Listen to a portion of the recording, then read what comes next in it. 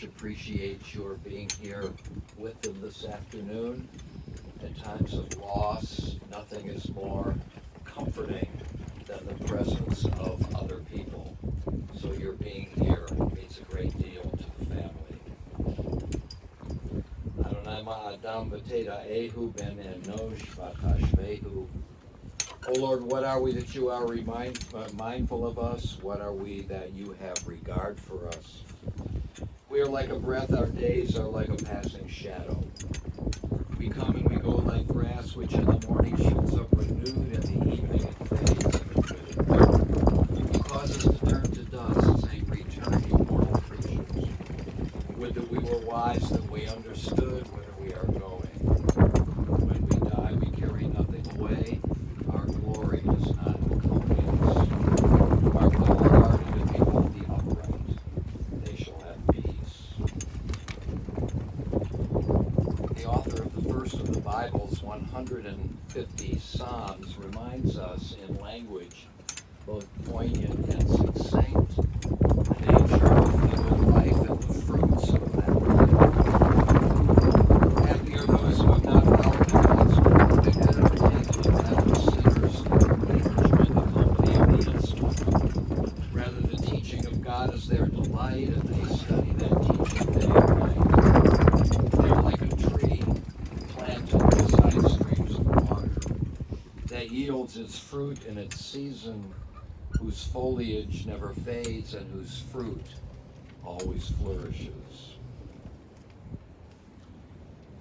Let us recite together the 23rd Psalm. The Lord is my shepherd, I shall not want. He maketh me to lie down in green pastures. He leadeth me beside the still waters. He restoreth my soul. He guideth me in straight paths for his name's sake. Yea, though I walk through the valley of the shadow of death, I will fear no evil, for thou art with me. Thy rod and thy staff, they comfort me. Thou preparest a table before me in the presence of mine enemies. Thou hast anointed my head with oil, my cup runneth over. Surely goodness and mercy shall follow me all the days of my life, and I shall dwell in the house of the Lord forever. Kohelet, the author of the biblical book of Ecclesiastes, reminds us that for everything there is a season, a time for every experience under the heavens, a time to be born and a time to die, a time to plant and a time to uproot what is planted, a time to tear down and a time to build up, a time to weep and a time to laugh, a time to grieve and a time to dance, a time to throw stones and a time to gather stones, a time to embrace and a time to refrain from embracing, a time to seek and a time to lose, a time to keep and a time to discard, a time to tear and a time to sow, a time to keep silence and a time to speak. Judy Freed died this past Thursday, just a month short of her 80th birthday. She lived a long and a fruitful life, and we will miss her. Judy was born and raised in Detroit. Already at a young age, her abundant musical talent was plainly evident, and she auditioned for and was accepted at the Cass High School for the Arts in Detroit. Many, many years later, people who had known her in high school would recall Judy's reputation even then as an outstanding musician. Upon graduating from high school, Judy proceeded to matriculate at the famed Juilliard School, where she spent 3 years deepening and expanding her skills. She then went on to the University of Iowa, where she studied for a couple of years with a violin teacher there. And thereupon, she joined in turn a series of orchestras, the Dallas Symphony, the Atlanta Symphony, the North Carolina Symphony, and finally in 1981, and for the next 29 years, the Cleveland Orchestra. Along the way, she served on the faculty at the University of Georgia, and I imagine worked privately over the years with a number of promising musicians. Of course, the Cleveland Orchestra provides one of those dream jobs at the very summit of the profession. When Judy was offered the position and foresaw a major move to Cleveland, she was at that point involved in a divorce, and was also raising 2 young children. When I spoke with Judy's husband, Rich, and Judy's daughter, Sherry, yesterday afternoon, Sherry raved about her mother's capacity to move her young children to Cleveland, to get the city, to find babysitters, to nourish their adjustment, and at the same time, to begin a new and demanding job at the very pinnacle of her profession. Discipline, focus, inner strength, these are the qualities that Judy had in abundance. Now, chamber music is one of Judy's chief passions. At a certain point, she, along with 2 other members of the orchestra, started an ensemble which they named the Trio de Oro, a group that played all over Cleveland, in the homes of orchestra members, in other homes, in cover clubs, and in other venues. And accompanied by tears of gratitude, Sherry raved about her mother's love and devotion. And I quote, "I owe my entire career as a musician to my mother," you remarked Sherry. "She supported everything that my brother Warren ever did. She took me to all of my lessons and attended all of my recitals and concerts. Moreover, she modeled the proper approach to practicing and preparing with exactitude, determination, and aspiration, as well as to continually strive for perfection." End quote. Music and family. These, according to you, Sherry, were Judy's central passions and most fervent commitments. Judy's devoted husband, Rich, also raved about Judy, again through tears of love and gratitude. Rich, you began your comments yesterday afternoon with reflections on your relationship with Judy. When you first met her, you said you realized that Judy was a kind person with a gentle soul and very beautiful. You also noticed as time went on that the 2 of you had so many things in common and so many shared passions: music, the Cleveland Orchestra, family, theater, museums. And Rich went on to say that these same early impressions remain consistently true throughout your marriage. The 2 of you not only shared interests, but supported one another's involvements. Just to take 2 examples. Rich, you would accompany Judy to her chamber music recitals, and she supported your leadership in the play readers group. And Rich added, and I quote, "Everything I did was for the love of Judy."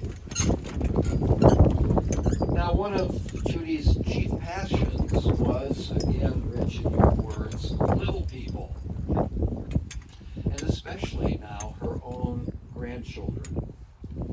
Sherry, you remarked about the many connections that your mother made, especially during this COVID period, with her grandchildren, Sophie and Drew. There was nothing Judy loved more than to connect with them. Grandma's story time, for one. Judy regularly found a children's book to read to them on FaceTime, as I imagined it, And these readings happen several times a week, and sometimes as often as several times a day. Music, family, friendships, the achievement of excellence, a rich life for a world. Judy is survived by her husband of 32 years, Rich, by her children Sherry and Lauren, by her son-in-law Mike and her daughter-in-law Rebecca, by her stepdaughter Michelle and Michelle's husband Bob, by her grandchildren Sophie and Drew and her step-grandchildren Zach and Samantha, by her brother-in-law Henry and by her nieces and nephews Sheena, Lauren, Jenny, Edie, and Nanda. She was predeceased by her brother Christian, by her sister Judy Susan, and by her parents Francis and Lawrence. Judy Freed lived intensely and well. She had innate talent, and she worked tirelessly, lovingly, and purposefully throughout her life to bring that talent to its highest realization. She was blessed with other loves as well. Her devoted husband Rich, beloved children, grandchildren, and extended family. Judy Freed was blessed, and Judy Freed blessed the lives of all who knew, admired, and loved her. See, nothing was her memory will always be our blessing.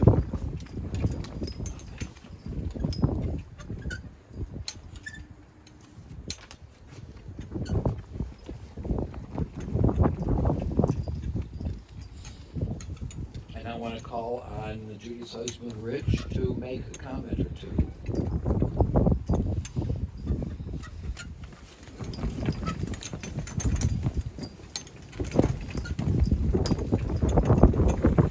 I think I can try to sum up the big picture of Judy's life, and that was to bring joy to the world through family, friends, and through music.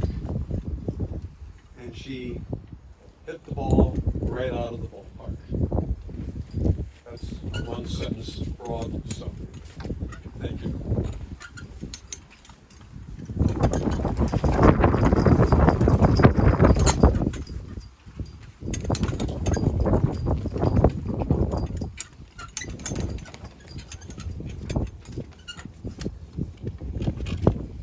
The voice says, "Cry out," and I say, "What shall I cry?"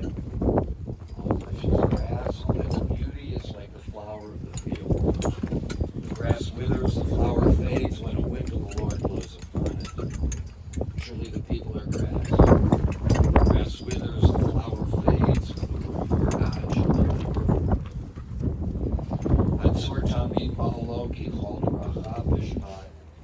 El emunah ve'ein avel tzadik v'yasharu. God is sure, our immovable rock. All God's work is upright. Who can say, what is it that you do? The eternal governs what is above and what is below, and perceives and the heights of life. God is sure, our immovable rock. Who can say to God, what will you do? You are righteous in your dealings and good.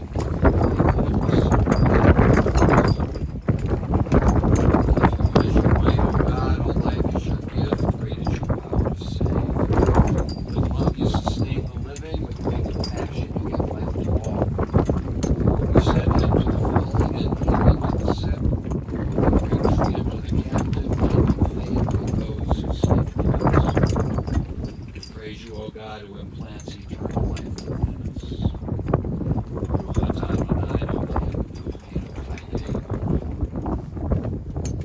O God of life, amid the ceaseless tides of change which sweep away the generations, your love remains to comfort us and to give us hope. Around us are life and death, decay and renewal, the flowing rhythm that all things obey. Our life is a dance to a song that we cannot hear. Its melody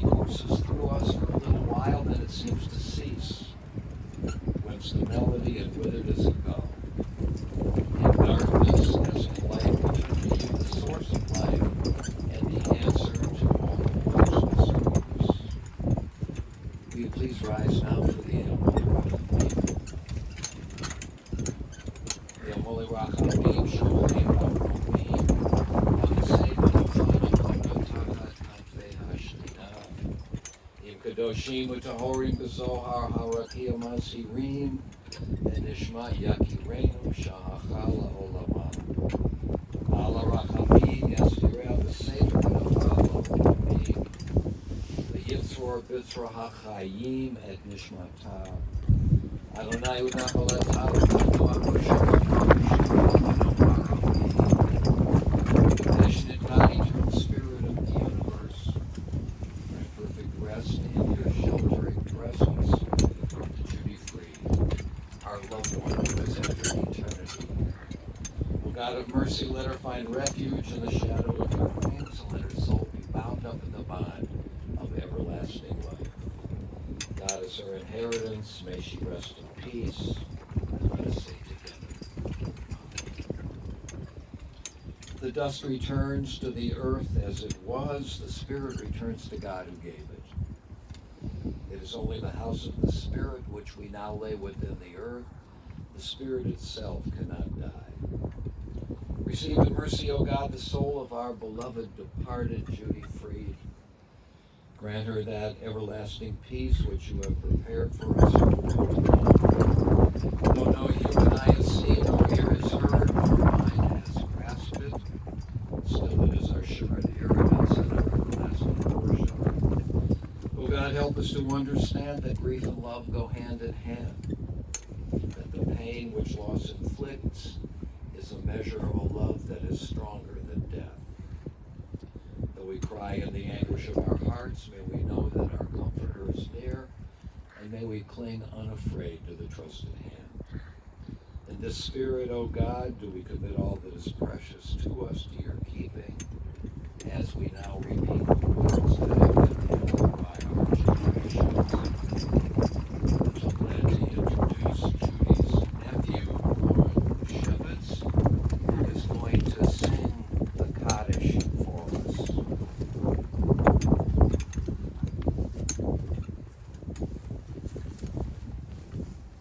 I've got my holy book with me. Judy was so supportive of all of our music, and of course, coming from her, it was great to hear that. I do some singing on the side, and I'm gonna piece together a couple different tunes from the Aramaic and Hebrew. When we get to the end, I think you'll be able to recognize it, and if you'd like to join in, that'd be great. Yikadal v'yikadal shemei rabah v'amach nivrach yirtei v'yamlik malchutei v'chayechon u'vyomechon uv'ched echol beit Yisrael ba'agala u'bizman kariv v'yimeru amen yehei shmei rabah mevarach le'alam u'me'amaya Yitbarach v'yitztabach v'yipa'av b'olam yitnaseh v'yitadal v'yitaleh v'yitalal shemededut yekudesha v'richu le'ela mincha birchata v'shirata tushbechata v'nechemata damira me'ama v'imeru amen Yehi shalom rabba mishamayim v'chayim aleinu v'al kol Yisrael v'kulu amen Ose shalom bimromav Uyase shalom aleinu Ve'al kol Yisrael Ve'imru amen Ose shalom bimromav Uyase shalom aleinu Ve'al kol Yisrael Ve'imru amen Yaseh shalom Shalom aleinu ve'al kol Yisrael Yaseh shalom Shalom aleinu ve'al kol Yisrael Yaseh shalom Shalom aleinu ve'al kol Yisrael Yaseh shalom Yaseh Shalom, Shalom Aleichem, Be'amo